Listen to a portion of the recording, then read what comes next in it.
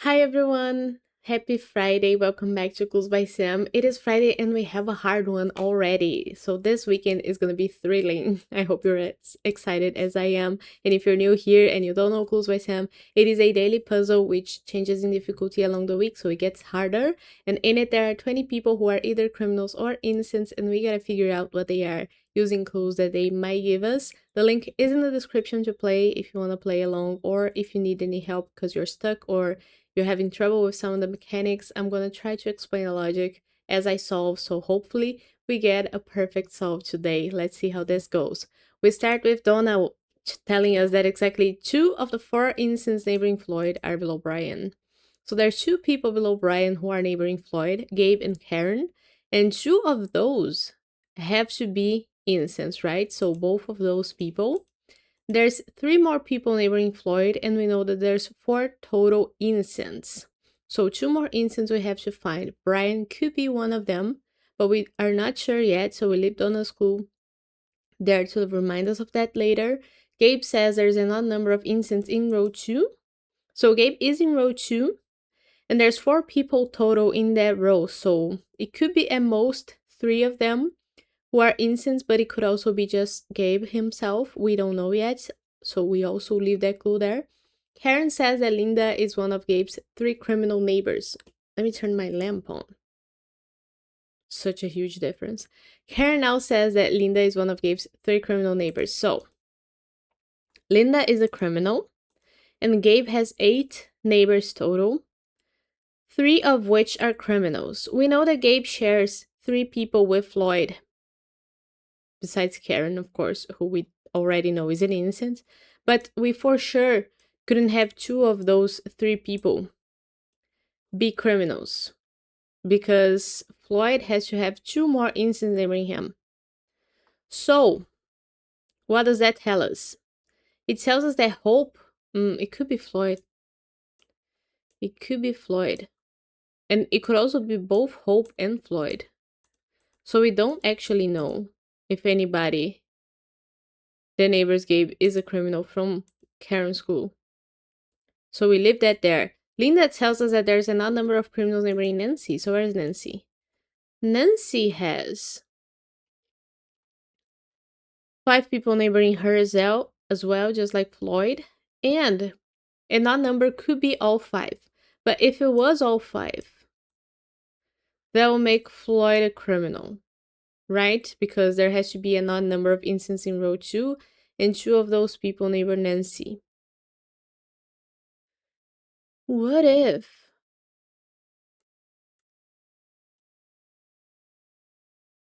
This is crazy. This is crazy.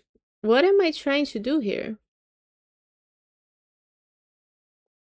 Like, can I ever make...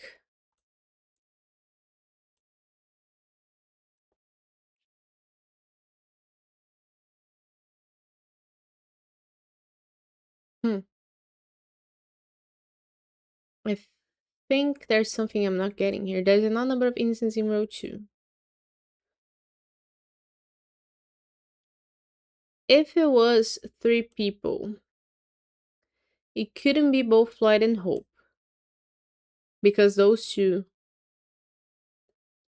wouldn't allow for Floyd to have 2 instances since Gabe needs 2 more criminals neighboring him. Right? So they would have to be opposites. And if they were opposites, it could be that Hope and Isaac are opposites as well. And if that's true, Nancy would need 1 more criminal, but is there something that we should know?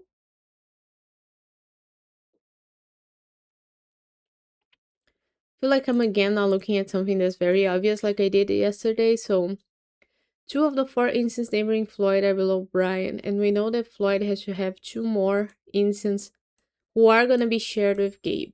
So that's one sure thing.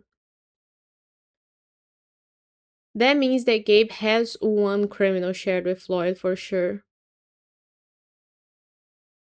So we know that Floyd and Hope are opposites because both Floyd and Hope neighbor Gabe. So they have to be opposites. And that means that there's 3 incense in row 2 because there is going to be a second one for sure neighboring Gabe. So that makes Isaac an innocent because we will need 3 incense in row 2 to make an odd number. So that's hard right off the bat, indeed. And now we know that Nancy could have at most 3 criminals neighboring her to make an odd number, but it could be that just Linda is a criminal neighboring Nancy. But Isaac gives us a new clue. Exactly one mechanic has a criminal directly above them. Well, Ethan is a mechanic, but he doesn't have anybody above him. So it has to be, oops, it has to be one of the other 2 mechanics. And both of them have people above them, and both of the people above the mechanics are neighboring Nancy. And they are going to be opposites because just one of them is going to be a criminal, right? It doesn't matter what the mechanics are in this clue. That means that Nancy is going to have a second criminal for sure, which makes her have to have a third criminal to make an odd number of criminals neighboring her. So we know that Ronald in this case is a criminal, and we don't need Isaac's clue anymore because we have tagged Hope and Sam, so we look at the tags instead of the clue, and we click on Isaac's clue to dismiss it, because we're not going to use it anymore. Ronald now says that Brian and Gabe have 3 instant neighbors in common. Where's Brian? Okay, so the third.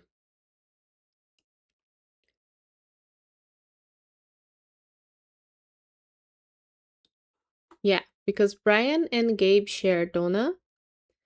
They're gonna share either Floyd or Hope as a second instant, and there's only one more person they could share to be an instant is Amy, the last neighbor that they share at all. So Amy is an instant, which makes Joyce a criminal, right? Because we knew, is it? It doesn't make Joyce a criminal. It just makes Joyce and Brian opposites. Because Floyd still needs a fourth instant neighboring him. But we don't know who that is. Okay, that's good. We don't need Rodon School anymore. Amy says that 2 farmers have an instant directly below them.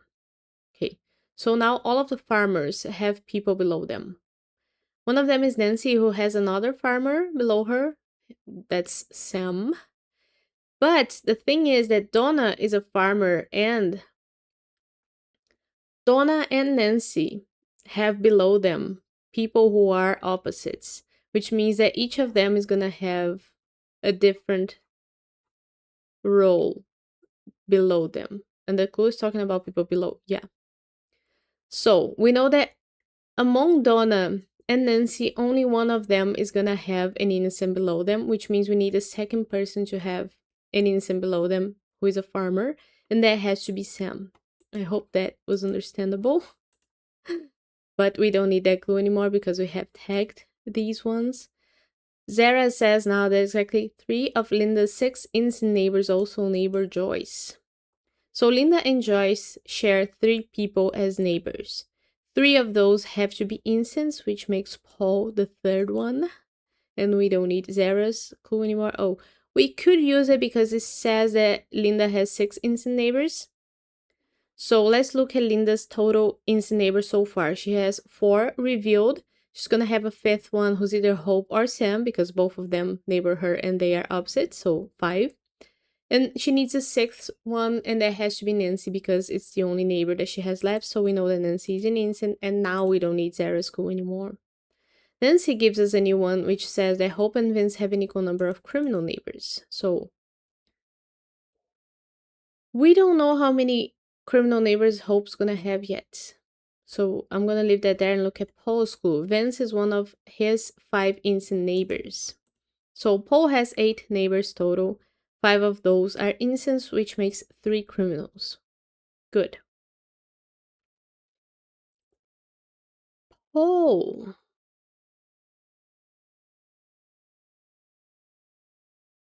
I don't need Gabe's clue anymore.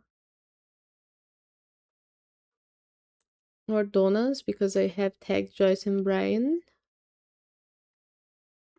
Oh, we know that Gabe has 3 criminal neighbors and they are tagged, so we don't need that anymore either. We don't need Linda's because Nancy's neighbors are tagged. So we're gonna have to act on what we have, which is the fact that Hope and Vance have an equal number of criminal neighbors. And we know that Vance could have 3 more criminal neighbors, but Hope couldn't. Hope could only have 2 more criminal neighbors at most. And if that was the case, we do know that Paul... Let me just try to show this. If Hope has 2 more criminal neighbors, Brian and Ethan would both be criminals, and she would have 3 criminal neighbors total. Brian is opposites with Joyce, so Joyce would be an innocent in this case. And Vince would need 2 more criminals neighboring him to make his total equal to Hope's. But Vince shares all of his neighbors with Paul. So let's say that both Olive and Thor here are criminals. Now Paul has 4 criminal neighbors, but we know that Paul has only 3 criminal neighbors because he has to have 5 innocent ones. So, at most, he could have 1 more.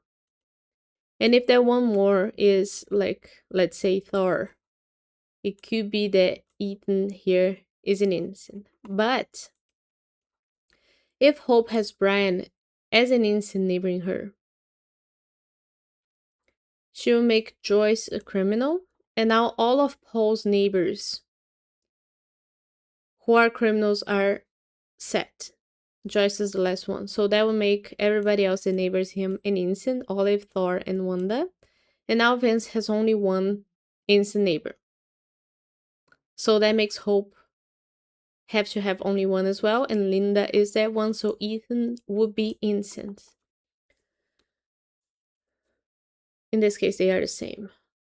So what am I trying to prove here? Can I ever make Wanda a criminal?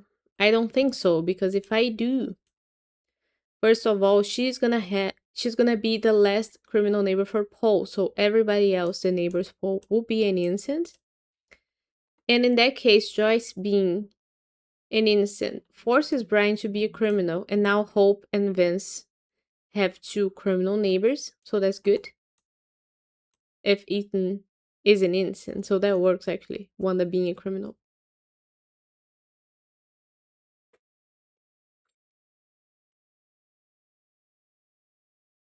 So that does work. What doesn't work is both Brian and Ethan being criminals.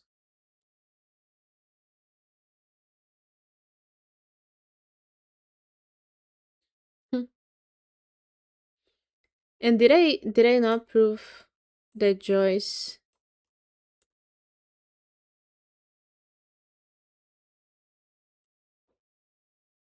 Because if Joyce is a criminal, then everybody else in neighbors Paul is an innocent,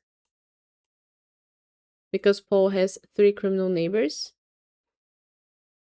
And now Hope should only have 1 criminal neighbor, which she does. So Ethan, I think what we're trying to prove is that Ethan can never be a criminal, is it? If I make Ethan a criminal, that means that Vince has to have a 2nd criminal neighbor. So it could be Olive, let's just say that. But that would be the last criminal neighbor for Paul, so that would force Joyce to be an innocent. And in that case, Brian would be forced to be a criminal, which would give Hope 1 more criminal neighbor, which Vince can't have. So yeah, Ethan being a criminal breaks everybody. So we do that. And now we look at Ethan's clue. Brian and Olive have an equal number of innocent neighbors. So we know that Brian's gonna have 4 innocent neighbors. He already has Amy, Gabe, and Donna, and he's gonna have a 4th one who's either Floyd or Hope. And the last one, which means that Olive has to have 4 as well, and she does have 3 already. So either Joyce or Thor are gonna be her last innocent neighbor. So these are opposites who neighbor Paul here in column A, and they are gonna make the last criminal neighbor for Paul. So that makes both Olive and Wanda innocents. And I guess I don't need Ethan's clue anymore. Olive says that Zara and him have her. Zara and Olive have an equal number of criminal neighbors. And we know that Olive has only one criminal neighbor, so Zara already does have one criminal neighbor, which makes everybody else the neighbors her an innocent, in this case Sam. And Sam makes Hope a criminal because they were opposites. Now Hope says there's an odd number of innocents on the edges. Hope was opposites with Floyd, so I'm gonna make Floyd an innocent here. And an odd number of innocents on the edges means an odd number of innocents, means an odd number of criminals, right? I don't want to have to count. But let's say we have 14 people on the edges. 13 people on the edges means 1. 13 innocents on the edges means 1 criminal. 11 innocents on the edges means 3 criminals. This is very hard to keep track of. I'm so bad at math. But the thing is, we couldn't have Joyce. We couldn't have Joyce being innocent because that would put 2 criminals on the edges, because both Brian and Thor are opposites with her. So she has to be the single criminal who makes both Brian and Thor innocent, so we have an odd number of either role on the edge. So Joyce is a criminal. This is the correct stance. That was so hard. Not because the puzzle is hard, but because it's hard to math. And it's hard to keep track of, I guess, people when you don't mark what you're counting. So, for example, we could use tags to count the number of people to track how many we have gone through, but it would also not be as practical because let me just close this. Let's say that I wanted to count the instants on the edges. I could do this 1, 2, 3, 4, 5, 6, 7, 8, 9, 10, 11, 12. So that's a good method, but that would also go over the tags that I already have set for people who are opposites.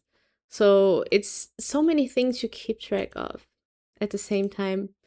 But that's the fun of the game. You could also do that on paper. You could also do that with other tools. If you're playing it on a computer like I am, you can draw on top of the screen. I don't know if you can do that on mobile phones, but there's all kinds of strategies and possibilities. The important thing is that you develop your own skills at your own pace, and you do what you want to do, and you do what you like to do, and you have fun playing the game. Don't put too much pressure on yourself. And don't be so quick to jump on conclusions. Sometimes we take time to find it. Of course, I'm doing sort of a speed run while I'm filming it because I can't leave it and then come back. It would end up being confusing for the people who are coming along with me in the journey. But it's also a part of the exercise, trying to do it all in one sitting. Sometimes it does get overwhelming. You can just leave it be and come back later. It's not a crime to do that. None of the criminals would tell on you. Okay. I hope you had fun today. I hope you have a great weekend. I'll leave you here for today and see you tomorrow for more Clues by Sam. So, bye bye.